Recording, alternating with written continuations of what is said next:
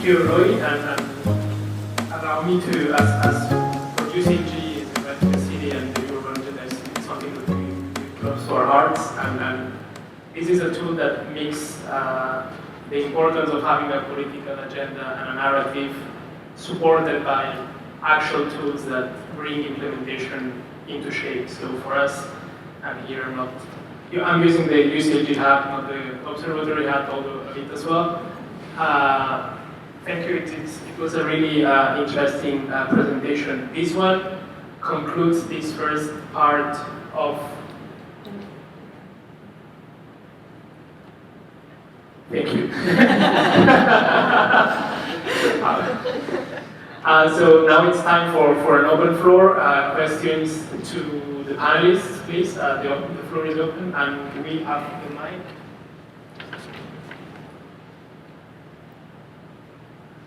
Just raise your hand, and we will approach you with the mic.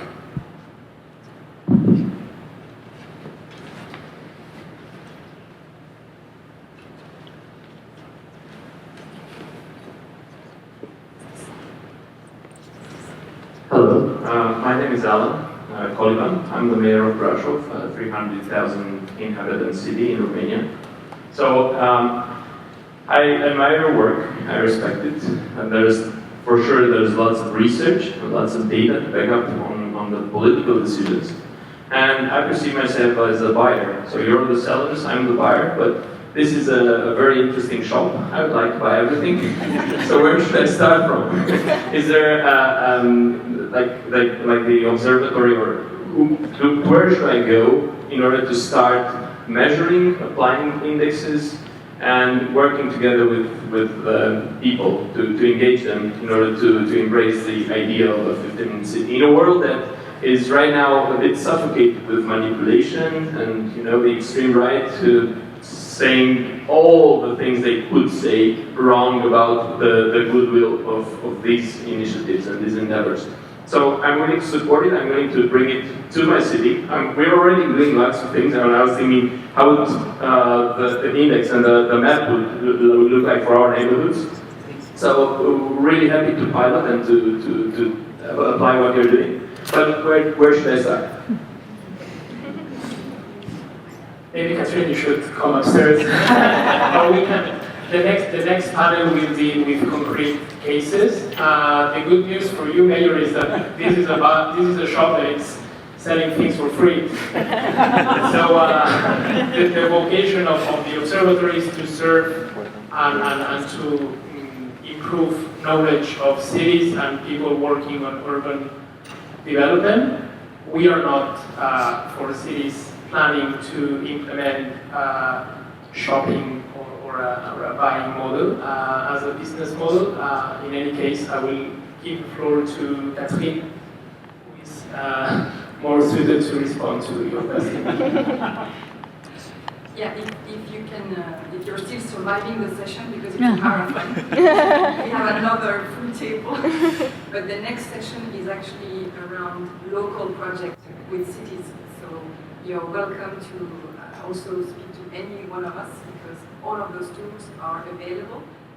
Some are coming soon, some are some are already in use. So we'll be happy to discuss that with you. And if you're not PowerPointing today, now we will actually be exploring how cities have actually engaged with some of those tools or some other mechanism. But clearly the first session was around, we've been hearing about 15-minute city, proximities. It's not a fuzzy concept. It's really a vision, and it's documented, and it's basically supported by policy making tool, by GIS tool, by actually citizen participation tool. So there is a whole toolbox that's less complex than it seemed, but it's because you are exposed for the first time to all of it. It's daily, right? So all of those tools, they work together, they complement each other. They are supported by the same framework, the same ontology, 6 social functions. We calculate accessibility levels, we involve people. So it's really the same, basically, language, which is what the observatory was about. And we'll be happy afterwards to speak with you specifically, and any other confused person in the room. But hopefully the next round of speakers and experts will actually bring some context to those tools that were presented right now as more out of context, whereas actually they've been all shared also in some cities. We've heard from Bogota, we've heard from other cities. So if you can hold for another hour.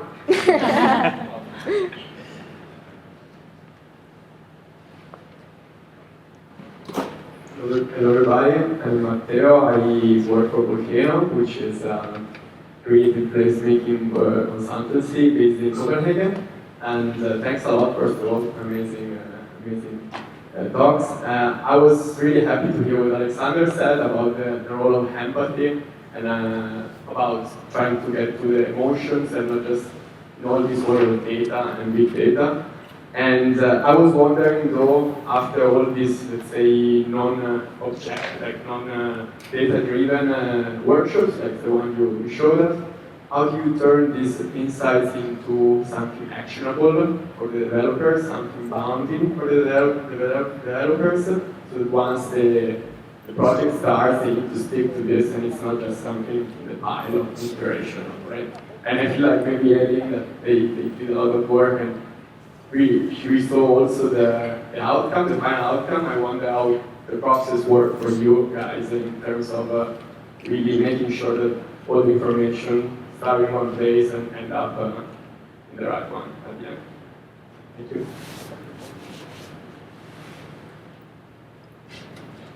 Thank you for asking the $1 million question, which is how to quantify quality. I think the point is, and it's kind of a response to the previous question too, is that all these tools should be used in combination. So I think the way in which we have been using this at the shared PTI is by using a quantitative accessibility measurement tool, by running the analysis from a city scale to then neighborhood scale to then a street scale, by then collective qualitative data on the ground, so by running these workshops, and then basically putting the qualitative data in front of the quantitative and to see whether it actually matches, to really to counter our sort of like scientific objective research as much as we can analyze with these tools and to really confront it with stories on the ground. I don't think it's very easy to systematically include this. I think it's a question of final decision making and a question of design. I think in the design process you can set out specific priorities.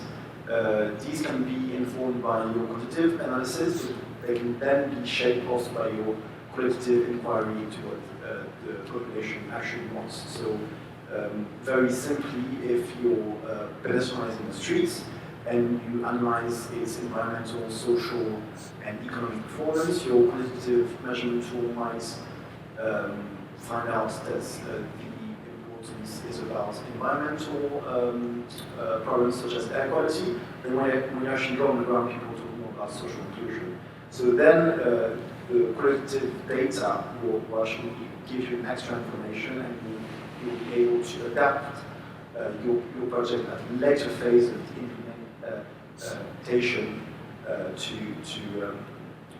really use this personal narrative, this qualitative data, and to incorporate it within your analysis method.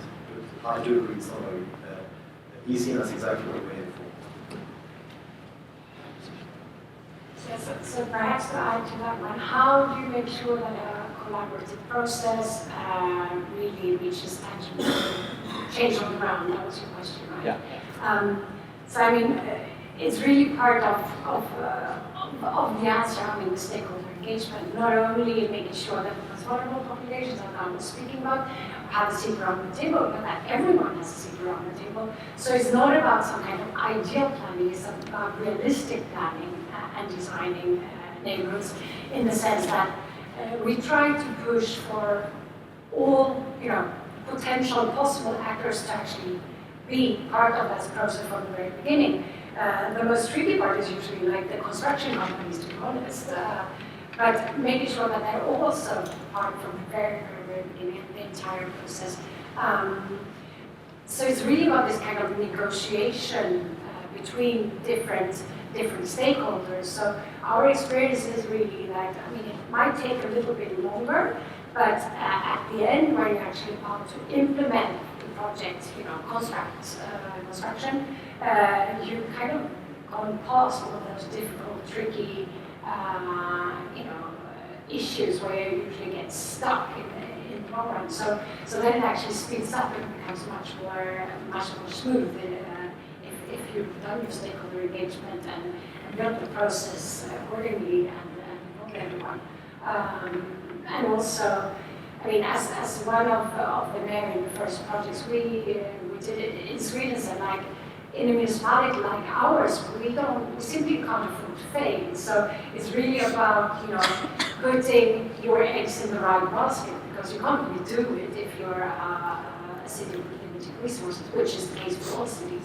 And just perhaps quickly to Mr. Mayor and the previous speaker, I mean, many of these tools are already out there and they're free of use. I mean, as you said, it's a shop that's for free, but also stay tuned, because we're gathering all these on our platform that Camille was showing. So hopefully in the coming 6 months, a year, we will be able also to showcase them for actors as yourself.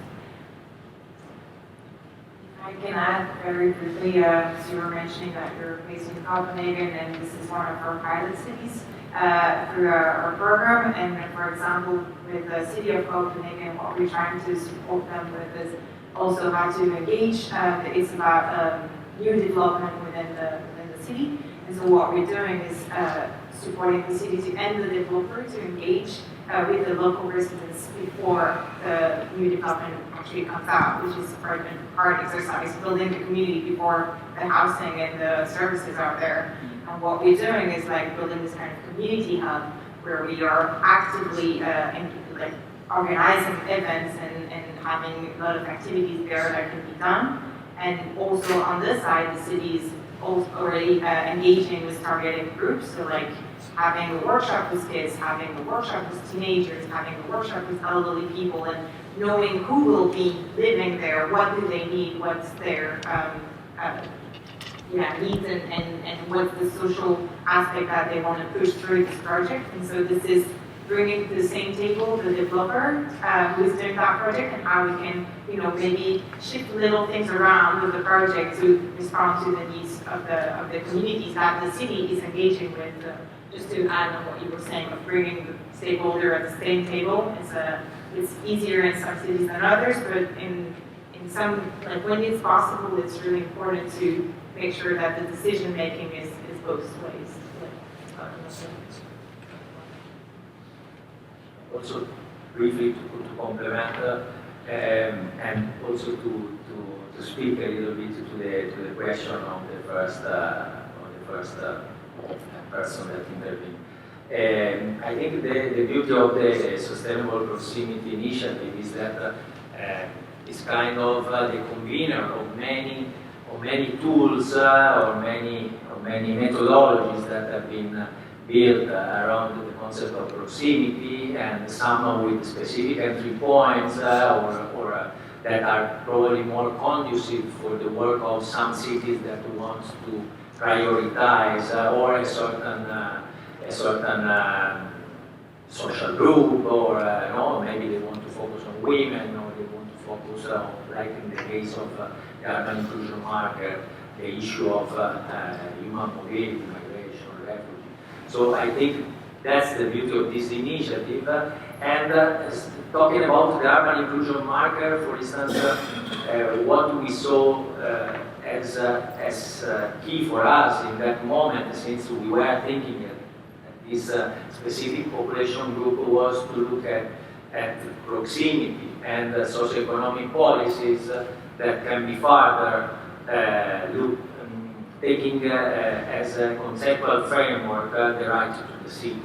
So trying to ensure that with this tool and ensuring that all the rights, the fundamental rights are accessible for all groups, how in this way we can also contribute to environment sustainability, to a better quality of life, and maybe combating climate change and so on.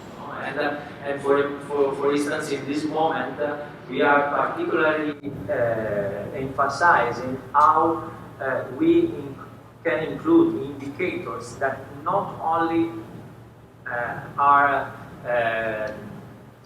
measured within the municipal boundaries, but we want to look at how, in your effort to ensure that there is access to certain rights in your territory, we want to ensure that you don't affect negatively other territories. No? Maybe you, in your effort to give water to your people in your municipality, you are draining the resources from another place.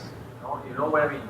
So that is something that we try to include, and I think all these tools, they look at the same all dimensions, social, economic, and environmental, and cultural, but some may decide to prioritize one tool because it's a better entry point for what you are prioritizing in your city, with your vision and the vision of your citizens.